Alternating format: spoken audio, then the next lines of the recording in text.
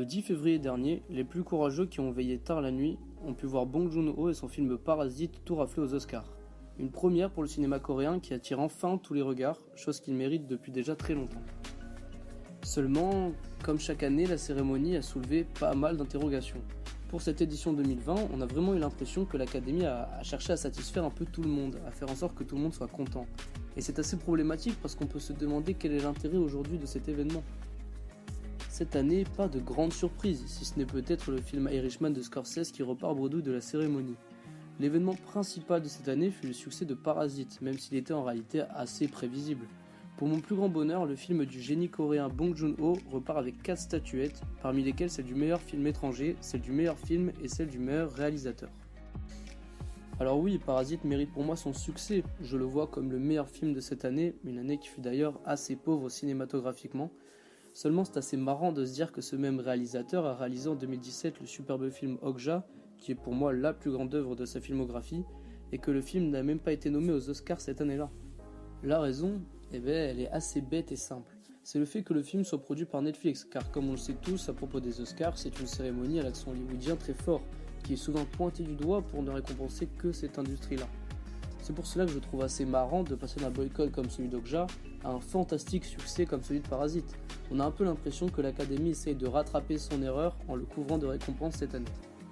L'autre débat que l'on peut soulever, c'est celui de l'Oscar du meilleur réalisateur. Car même si Parasite est un très grand film, la prouesse de réalisation orchestrée par Sam Mendes avec 1917 est pour moi au-dessus de tout ce que l'on a pu voir cette année. Le fait de réaliser un film avec un plan séquence du début à la fin est un exploit incroyable et enfin quelque chose d'innovant dans le cinéma. Mais apparemment pas assez pour l'Académie. C'est à se demander ce qu'il faut faire pour être récompensé. Mais au-delà de tout ça, la question principale pour moi reste l'Oscar du meilleur acteur. Je tiens tout d'abord à dire que j'ai adoré Joker, c'est pour moi l'un des meilleurs films de l'année, et j'ai trouvé assez incroyable la performance de Joaquin Phoenix, contrairement à d'autres qui la jugent injustement ridicule. Seulement je me pose une question, est-ce que cette performance vaut vraiment un Oscar? Est-ce que si le film était sorti les années précédentes, Phoenix aurait remporté cet Oscar? Car si on se base sur l'année, oui, il doit le gagner, mais ce qui est triste, c'est que c'était prévisible, du fait qu'il n'y avait pas de réelle concurrence en face. Mais si on se base sur la valeur d'un Oscar, sur ce que ça représente et sur ceux qui ont gagné dans le passé, je ne pense pas qu'il le mérite entièrement. Même pire, je trouve que les gens en ont fait beaucoup trop avec ce film. J'ai d'ailleurs très peur pour la suite.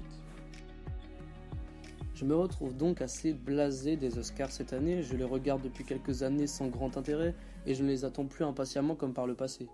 Mais je suis assez motivé pour l'année prochaine qui nous promet de belles choses, que ce soit le retour de Nolan avec Tenet, le nouveau James Bond ou encore le Dune de Villeneuve. Je garde donc espoir.